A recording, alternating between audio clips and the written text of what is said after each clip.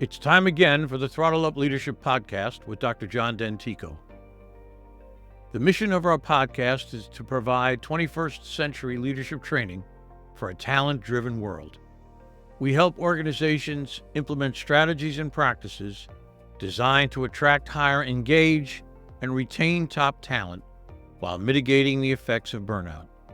Our guests are experts in various fields of organizational dynamics, including, but not limited to, leadership management, communication, and coaching. They bring a world of knowledge and solutions to our viewers and listeners. I am sincerely grateful for their participation and ideas. So let's dive in. And if you enjoy our podcast, please like, share, and subscribe. We genuinely appreciate your support. Hello again, and welcome to the Throttle Up Leadership Podcast. I'm Dr. John Dentico, your host. Today, my guest is Sheila Slick. Sheila has extensive experience working on multinational projects with high-level stakeholders, promoting business development at all levels. She is recognized for her ability to educate, mentor, and motivate adults and students in business and leadership concepts through technology and innovative approaches to develop public interest in STEM, which stands for Science, Technology, Engineering, and Mathematics, and their related industries.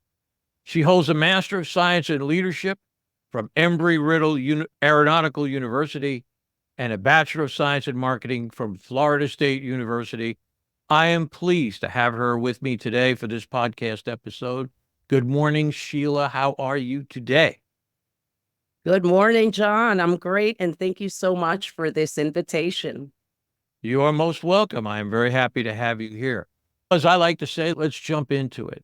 Sheila, I have to say, you and I have traveled similar roads, orbiting around similar planets, in that you have a master's in leadership, my doctorate's in leadership studies. So I've got to ask you, how do you define or characterize the definition of leadership? So for me, leadership begins with self-awareness, becoming your best self. And you can only do that by practicing and starting with your own awareness, and then motivating others to do the same, to become their best version. And with that, they'll be happier and more productive with their lives. Great. Okay. Let me ask you this, because I'm very interested in this. As I mentioned to you earlier, that I'm doing a webinar next week for a group of STEM folks, and I'm looking forward to that. But I wanted to ask you, what do you see as the connection point between STEM and leadership? That is to say, what are the issues do you find yourself facing in your day-to-day work? So I believe in STEM, particularly technology, is the future. I found that over a decade ago when we started. The internet became more mainstream, and we had the mobile application, which is when I really started to focus in that field. And it can be really intimidating to those that don't understand it. They don't know how to leverage it. And being a woman in STEM, also, I found through my firsthand experience, made it even a bit more challenging. And based on the numbers and the statistics, there was less women. And I don't know if it's because they don't understand the technology or the math. I absolutely love math. Some people perhaps shy away from the math, but that's very beneficial when it comes to understanding technology. Things like conditional statements. It's just the way that the brain works. With that in mind, I think that one of the main challenges is how rapidly and changing the technologies are on a day-to-day basis. That is one of the main challenges the non-techie people have. Very interesting. I've been doing some research for this project I'm doing next week, and I was just blown away by some of the things that I read, the statistics that I read. For example, there's an estimated shortfall of engineers between 2016 and 2026 is estimated to be 6 million.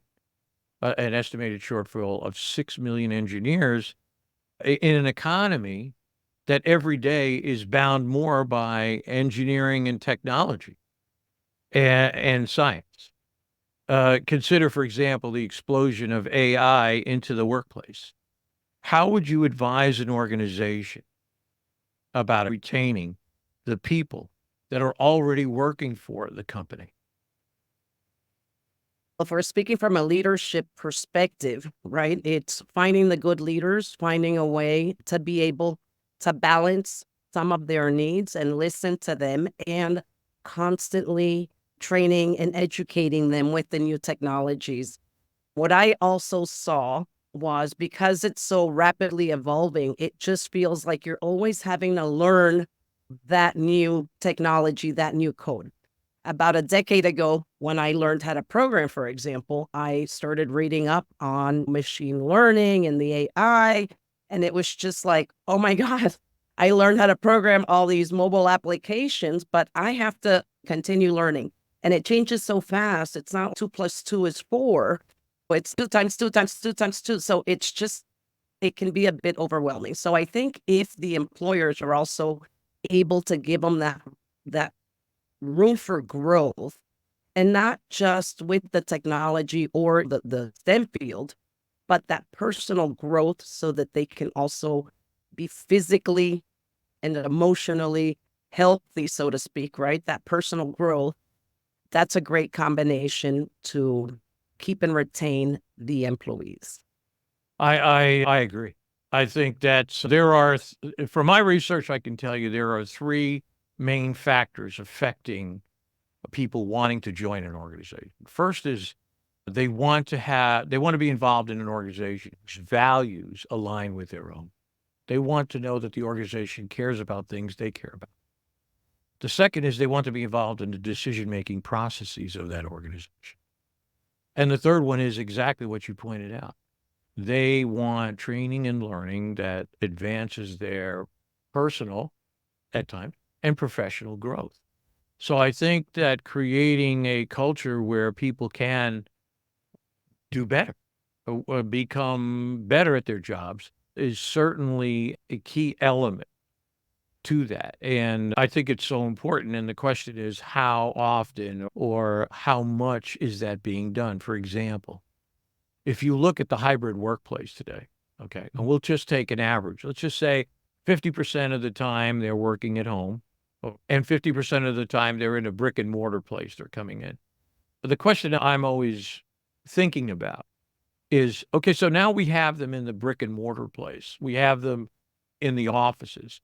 What kind of activities might you recommend to an organization to make that time in their buildings, in the brick and mortar establishments, really worthwhile for them?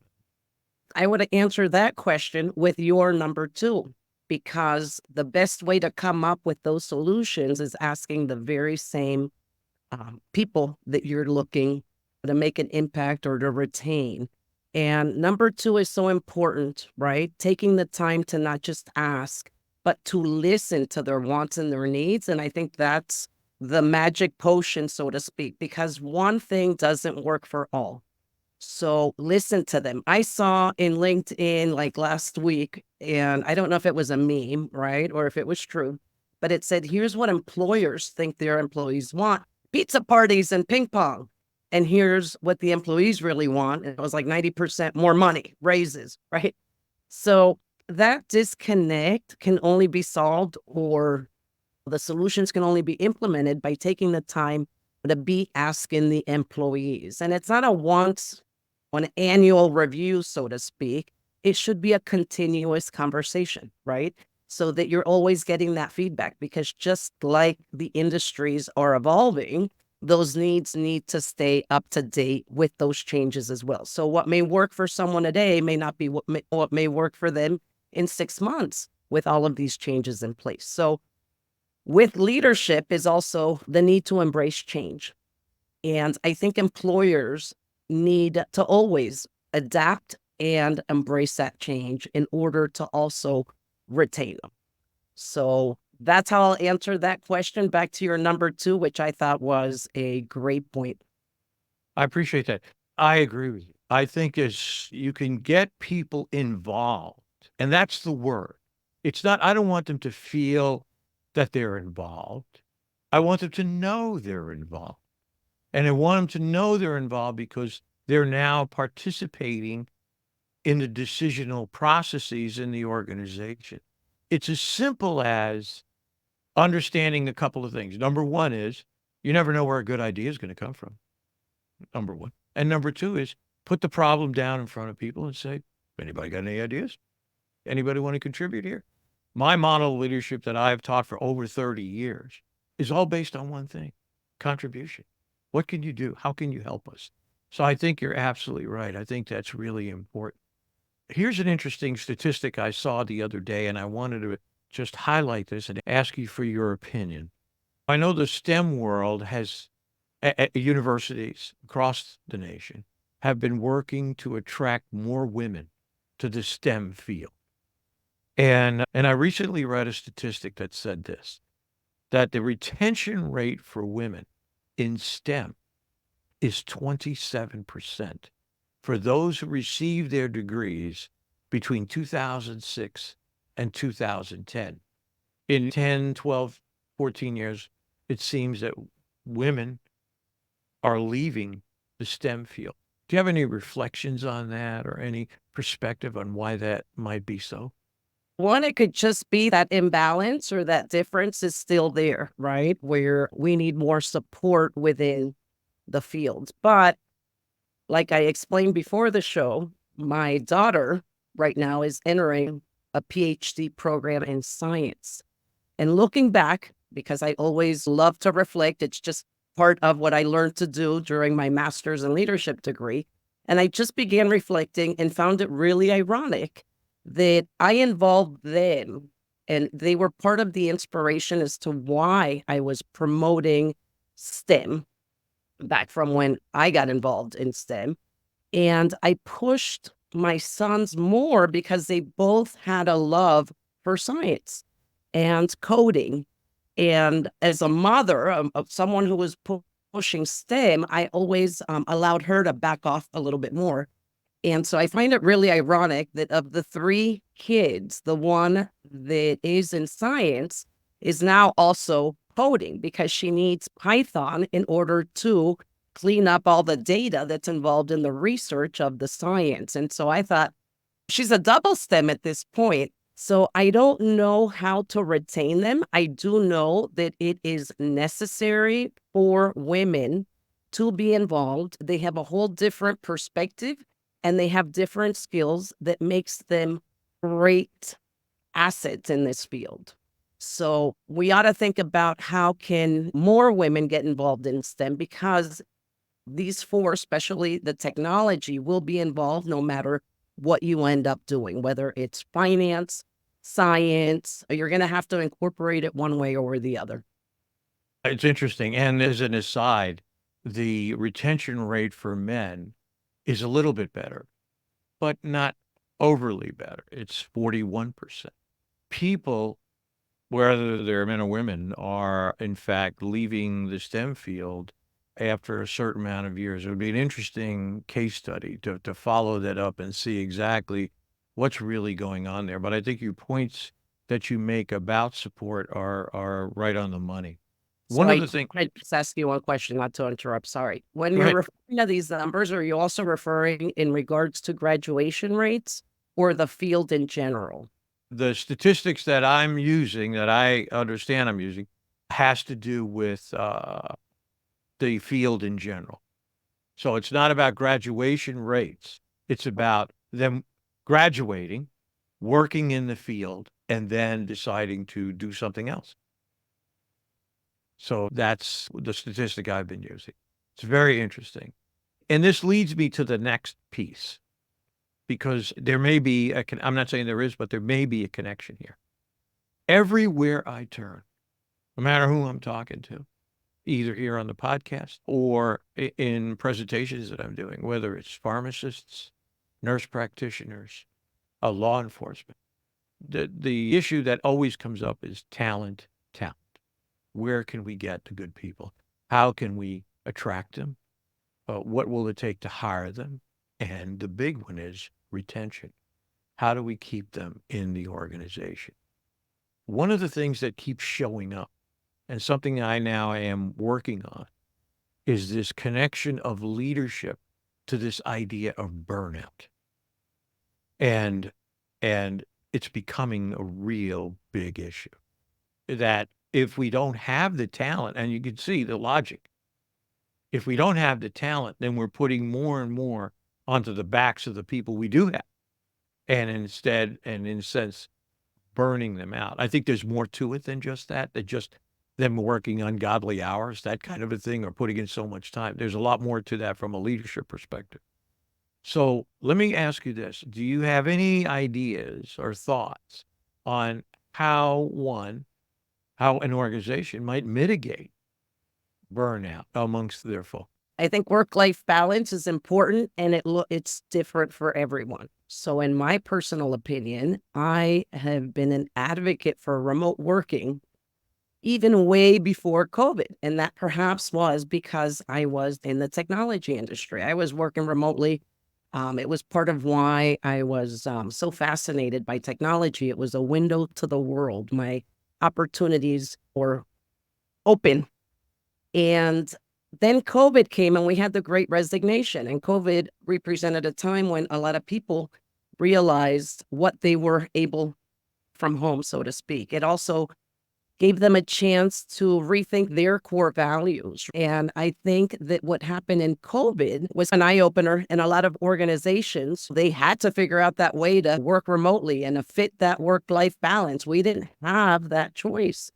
And some businesses flourished, some failed.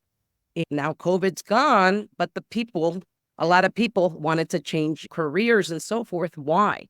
Because after having that time back at home and having these time to reflect, so to speak, and realize what they were missing or what they wanted, it really created that change.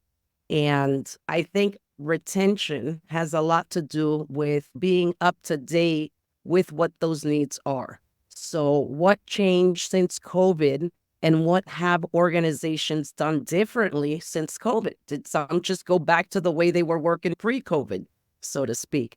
And that's where leadership is also about change management. You have to be flexible. We're talking about real retention. Now, happy people, like happy wife, happy life, happy people are more productive people. So other things that I think organizations can implement is an entrepreneurial mindset within the organizations. And when I say entrepreneurial mindset, some of these principles are just the way that you look at problems. What opportunities can we find within these problems?